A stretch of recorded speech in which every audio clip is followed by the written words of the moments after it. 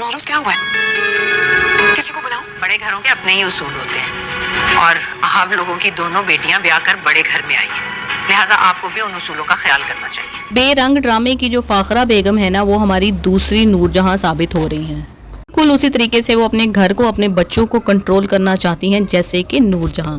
एक लॉजिक इसकी मेरी समझ से बाहर है कि भाई महरोज, उसको ब्रेन ट्यूमर है, इतनी सख्त किस्म की उसको बीमारी है, उसका बचना ऑलमोस्ट नामुमकिन है। वैसे तो हर चीज़ अल्लाह ताला के इख्तियार में होती है, लेकिन मेडिकल साइंस के मुताबिक तो उसकी ज़िंदगी नहीं है इतनी ज़्यादा। तो उसकी शादी वो एक बेचारी जवान जहान लड़की से कर रही है, उसकी कुर्बानी दे रही है अपने बेटे के लिए कि उसका बच्चा हो जाएगा और फिर उसको ये पालेगी। भाई जब उसका वालिद ही नहीं रहेगा, फिर उसको, लड़की को भी तुम कह रही हो कि मैं उसके घर भेज दूंगी, तो बच्चे को पाल के तुम क्या करोगी?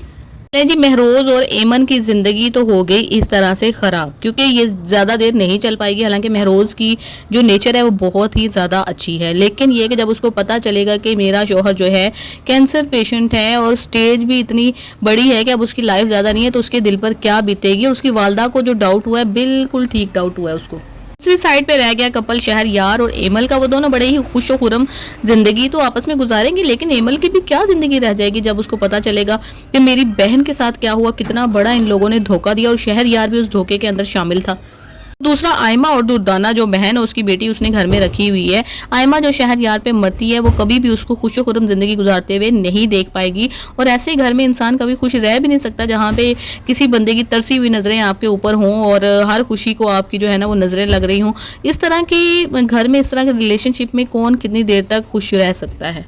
दुर्दाना का केस तो ऐसा है कि जिस थाली में खा रही है उसी में छेद कर रही है। जब से बेवा होकर आई है, बहन ने हर तरह से सहारा दिया उसको। उसकी बच्ची भी पल गई है, अब जवान हो गई है, लेकिन उसके अंदर का जो खन्नास है, उसके अंदर का जो जहर है, वो मुझे लगता है कि दिन ब दिन बढ़ता ही चला जा रहा है। और वो इसी बहन से, जिसने उसको सहारा दिया, इसी बहन के बच्चों पर अपना जहर निकालेगी। कोई बहन भाइयों में से हैं, उन कैटेगरी के बहन भाइयों में से हैं जो ऊपर से किसी बहन भाई को जब खाता पीता देखते हैं तो बहुत उसके साथ साथ अटैच होने की कोशिश करते हैं, लेकिन अंदर से जल जल कर मर रहे होते हैं।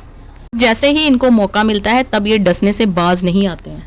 या तो उनके बाल बच्चों में कीड़े निकालना शुरू कर देंगे, या उनके किए किराए पर पानी फेर देंगे जैसे ही वो ज़रा सा डाउन होगा तो। और इस तरीके से उसके सारे एहसानात और खुशगवार जो लम्हात उसके साथ गुजारे गए थे, उसने जितनी भी मदद की थी, उसको फना कर देंगे। क्योंकि ये होते असल में जो है ना बेगैरत और घटिया किस्म के लोग हैं। इवन ये कि बहन भाइयों को भी डसने से बाज नहीं आते। पहले ज़मानों में तो चाचे मामे होते थे ना शरीक, तो आजकल मुझे लगता है कि बहन भाई जो है ना वो आपके सबसे बड़े शरीक बन चुके हैं। सारा ने खुद भी एक बेटी पैदा की हुई है, अपनी भी एक इसकी बेटी है, फिर भी इसने दूसरे की बेटी के साथ इतना बड़ा धोखा दिया। एक पल के लिए भी इसके जहन में डर नहीं आया कि या अल्लाह कहीं कहीं मेरी बेटी के आगे ऐसी कोई चीज़ आ गई तो मैं क्या करूँगी। मैं जो इस कदर झूठ बोल रही हूँ, झूठ की बुनियाद पर ये रिश्ता कायम कर रही हूँ, इस बच्ची का क्या बनेगा, क्या मुस्तकबिल होगा इसका। उसने सिर्फ अपना फ़ायदा देखा, उल्लू सीधा किया और साइड से निकल गई।